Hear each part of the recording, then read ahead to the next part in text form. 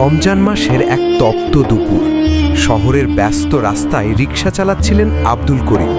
বয়স প্রায় 50 ছুঁই ছুঁই, মুখে ক্লান্তির ছাপ, তবু চোখে ছিল অদ্ভুত এক শান্তি। আজও তিনি রোজা রেখেছেন, সকাল থেকে এক ফোঁটা পানিও মুখে দেননি, অথচ সূর্যের তাপে শরীর ঝলসে যাচ্ছিল। রিকশায় একের পর এক যাত্রী উঠছে, কেউ তাড়াহুড়ো করছে, কেউ আবার ভাড়া নিয়ে ঝগড়া করছে। একজন যাত্রী করিমকে ধমক দিয়ে বলল, এই গরমে এত ধীরে চালাও কেন? করিম নীরবে মাথা নিচু করে রিকশা চালাতে থাকলেন, মনে মনে বললেন, হে আল্লাহ, ধৈর্য দাও। দুপুরের দিকে ক্ষুধা আর তৃষ্ণা আরও বেড়ে গেল, গলা শুকিয়ে কাঠ, চোখে ঝাপসা দেখা দিচ্ছে।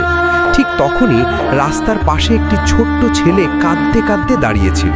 ছেলেটি বলল, চাচা, আমার মা খুব অসুস্থ, হাসপাতালে যেতে হবে, কিন্তু ভাড়া নেই। করিমের পকেটে তখন মাত্র অল্প কিছু টাকা, ইফতারের জন্য কিছু কিনবেন ভেবেছিলেন, কিন্তু ছেলেটার চোখের দিকে তাকিয়ে তার মন কেঁপে উঠল।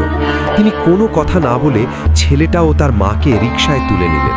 হাসপাতালে পৌঁছে করিম বললেন, ভাই, ভাড়া লাগবে না, আল্লাহ আছেন। ছেলেটি অবাক হয়ে তাকিয়ে রইল, চোখে তার পানি চলে এলো। সন্ধ্যা নামল, আজানের শব্দ ভেসে এলো চারদিক থেকে। করিম তখনও রাস্তায়, শরীর একেবারে নিস্তেজ। ঠিক তখন সেই ছেলেটি দৌড়ে এসে করিমের হাতে একটি ছোট্ট প্যাকেট দিল।